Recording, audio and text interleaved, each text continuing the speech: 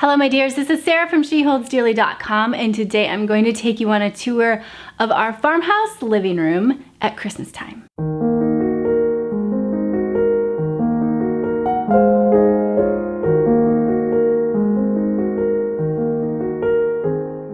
I'm always amazed each year, I try to reinvent the decorations each year a little bit, especially for you guys to show you. And I'm always amazed at how each space takes on a life of its own. So our bedroom turned out super French and neutral and cozy. Our porch was a lot more fun, more vibrant. And then this room almost has a like mid-century feel to it. I mean, not really, but just how some of the decorations have played out. I'll show you what I mean.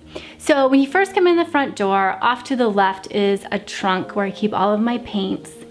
And I ended up I had a bifold door that I like bifold doors for filling wall space. I feel like it looks like an old shutter, and so I just have it leaned up there. And then I made some more of those hoop wreaths. You guys love those. When I showed you in the last Styling Your Thrifted Decorations video, I'd bought some big hoops for a couple bucks at the thrift store, and I turned them into these really cute wreaths. And so I've made 3 more, and they're in our living room.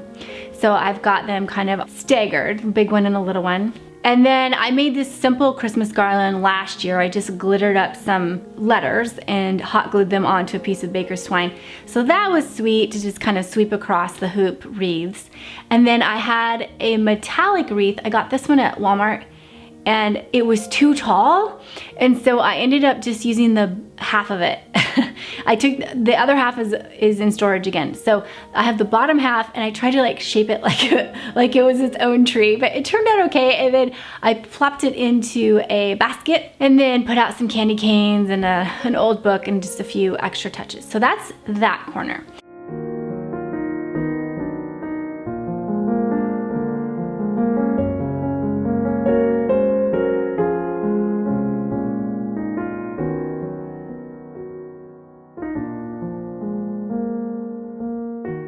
Then we move over to the trees, and I ended up doing 2 together. They're both faux. One I got at Goodwill, one I got at Walmart. And I love the 2-tone tree that has the tips. It's a spruce tree, so it has the tips are kind of like a sagey, fluffy green. I always go for that style. So I set those 2 up. Then as I went to decorate, I pulled out the lights that I bought last year and hadn't used them. I bought them after clearance sale. And they were a cool light, which is very blue and kind of odd looking. Oh man, I thought they were white lights. So that left me with no lights. I would prefer to have some lights on the tree, but oh well, I just skipped it this year. And I just went ahead and pulled some snowflakes and just some vintage ornaments that I had gotten. I had used them in my kitchen to hang from the ceiling. So I used the rest of those. Then I had this really sweet garland that I made years ago from my grandfather's sheet music, and he's passed now, so it is sentimental to me. In fact, it's ready to fall apart. I keep taping it back together. But I cut out the sheet music, and I added some glitter edging on the bottom of the little pendants, and then I hot glued that to some baker's twine, and I have that up. I used some really wide ribbon for my tree topper and just kind of cascaded it down, tucked it in. And then I felt like it just needed something else. And I really love the first corner that I showed you with the hoop wreaths. I felt like it had a really fun, sort of a mid-century feel to it, like a 40s, 50s feel. And so I wanted to repeat that on the trees somehow. And so what I ended up doing was going to Walmart, and I got 99 or 98 cents. It was a package of tinsel, so super cheap. I've never used tinsel before. I've always thought it was too, out of date, but I feel like it's coming back. So that might be a fun idea for you for $1. And I'll show you how I put it on. You grab pieces of it, and then you comb it over the top of each branch, and it grabs a few pieces, and then it hangs. And that way you're not having these clumps. I don't think people know how to put tinsel on trees very well, but I saw that little tip on Instagram, so I'll pass that on to you.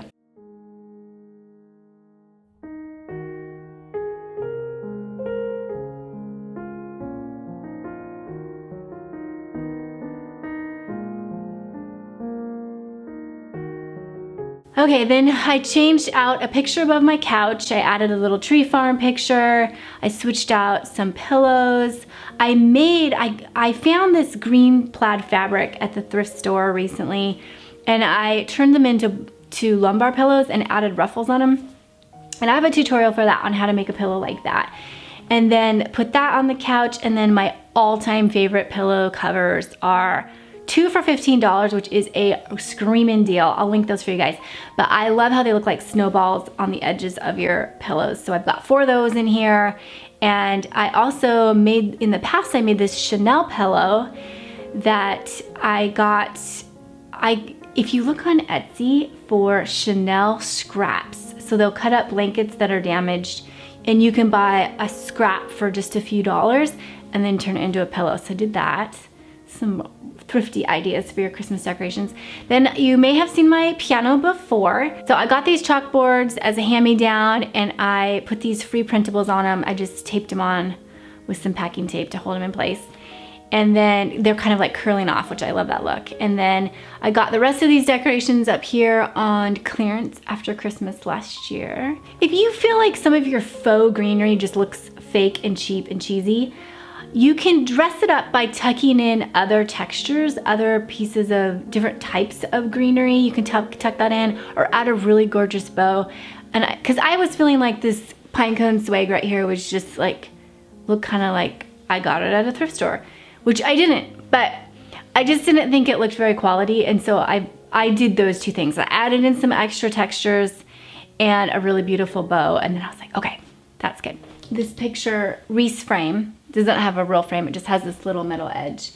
This was from Joanna Gaines's line at Target, but I actually found it at a thrift store.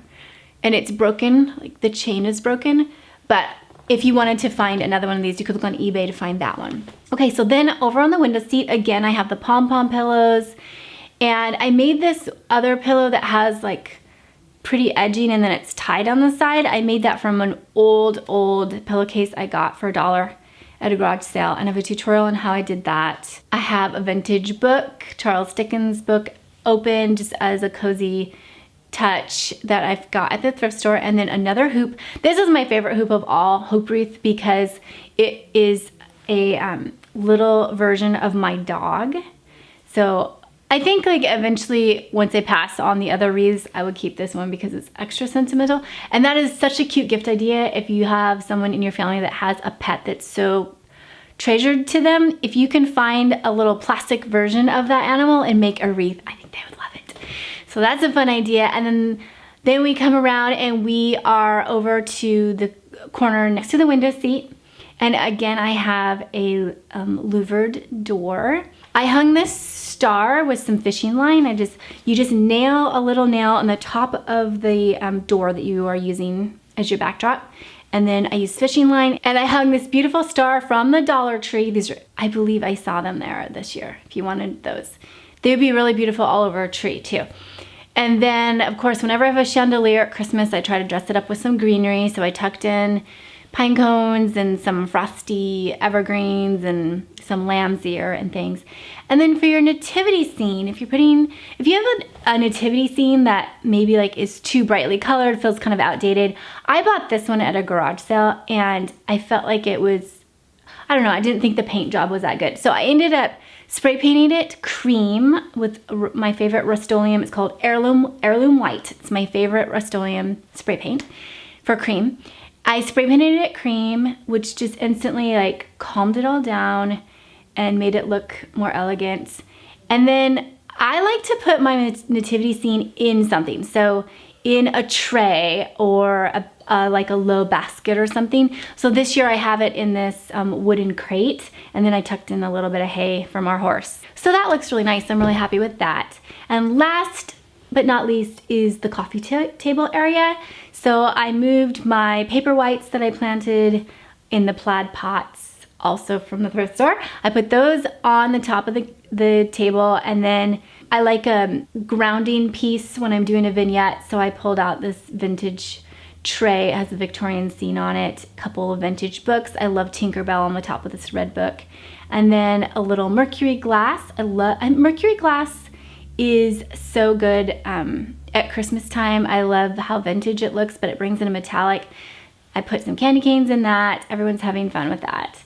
And that is the look for the coffee table. Now, this is just a like side thing I just thought of. I want to tell you about decorating with metals or your metallics at Christmas. So I think of all the seasons, this is the year where you can definitely be mixing lots and lots of your metallics. I am trying to keep each room to one metallic. So this room has a lot of silver in it. And then my fireside room, I'm thinking I might be using some gold. Well, I'll get it finished and I'll show it to you guys. But I do think it helps to try to focus on one metallic per room.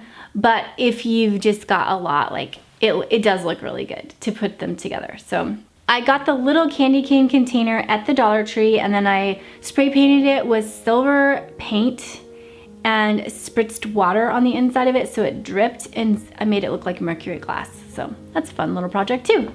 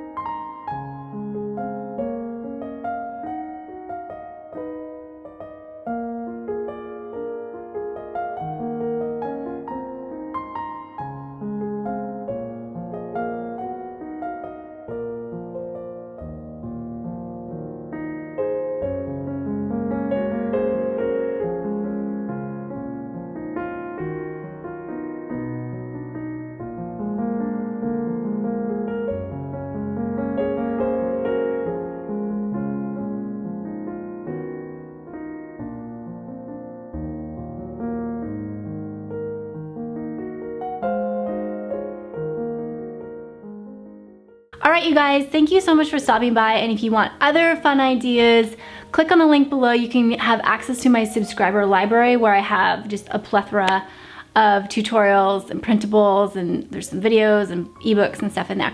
So you can have that if you would like. And other than that, thank you so much for stopping by. If you're new here, please consider hitting that subscribe button, hit the bell. Join me on all the social platforms. I'm on Instagram, Pinterest, at the blog, whatever like is your style of communication. Let's hook up there, and I'll keep delivering more inspiration for you. All right, you guys, take care, and I will talk to you soon.